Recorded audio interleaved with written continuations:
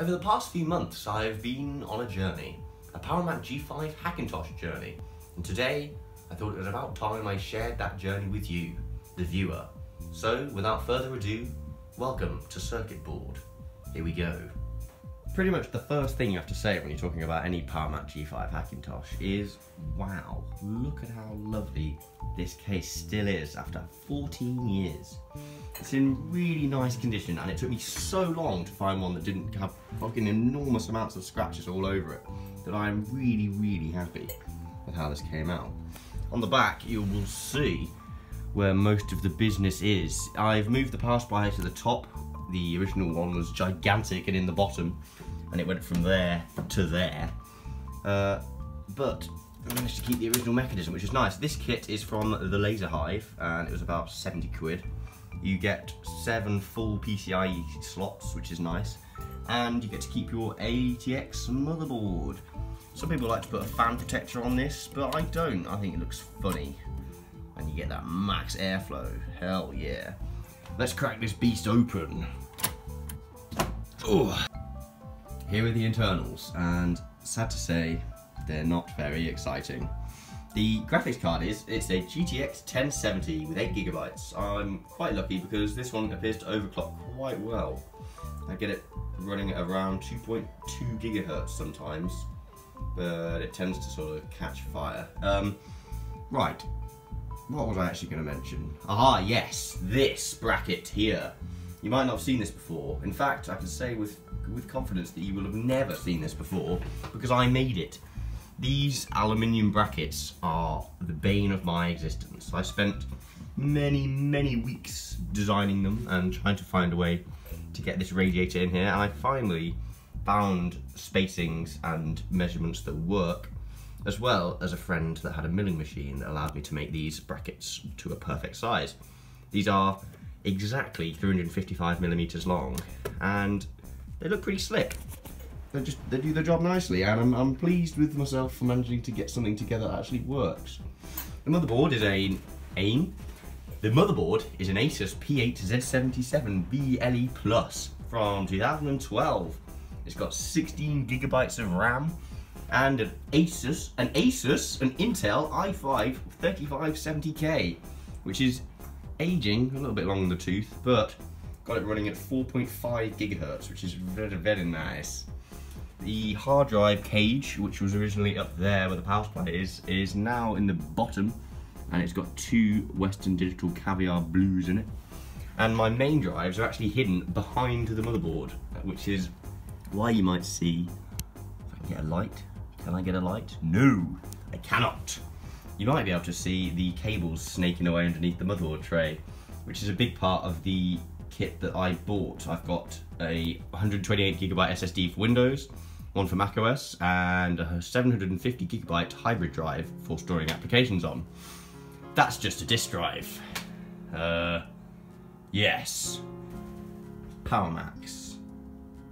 Hell yeah. Just gonna get some nice B-roll footage because I bloody love this thing. Oh yeah. Another tricky bit was this shelf, which might seem fairly innocuous, but this piece of metal is actually steel rather than aluminium, and it's incredibly strong and incredibly heavy. So I couldn't cut through it with a hacksaw, so again I had to use my friend's milling machine. Got it cut nice and straight in the end, as you can see. Look at that dead straight line underneath that Molex to SATA adapter. But yeah, I think it looks fab. I've managed to maximise the airflow, I think, so get quite a nice channel flowing through the front through this cheese grater here, and then just whack straight to the back. The graphics card's a blower design as well, and even left these off, which supposedly lets loads of dust in, but I you know, haven't really noticed much accumulating, if I'm honest. Can you see any down there? Nah, we're good. Pretty sure we're good.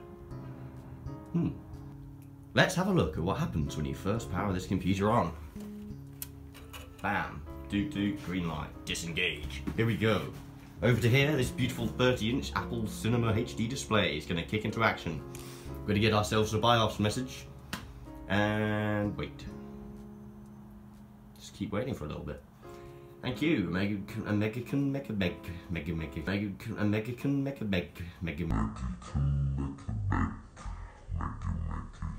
dearie me. Anyway, I've got Clover bootloader running on this machine and it works really well. We're going to have a look at Mac OS because that's what an actual Hackintosh runs as opposed to just Windows, which makes it a computer in a funny case. I don't want to dwell on this for too long, mostly because my camera footage is absolutely horrible, but I did at least want to give you a sample of how speedy this machine is. So I'm going to open up Logic Pro just because that's a quite slow to launch app on most Macs.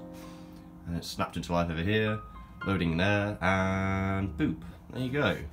Yeah, buddy. It's a swift computer. I'm fairly pleased with how it's turned out performance-wise.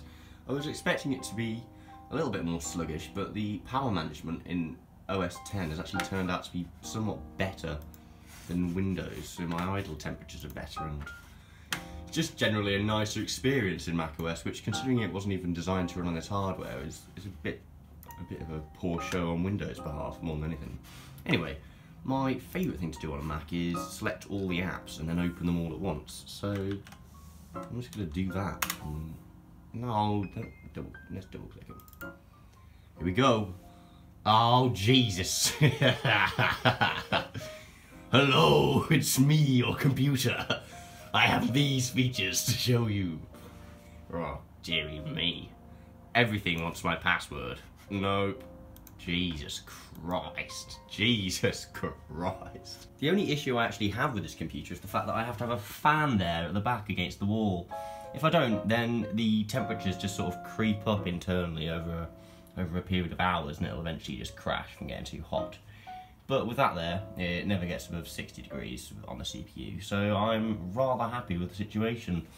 Just one of the prices to pay for having front to back airflow.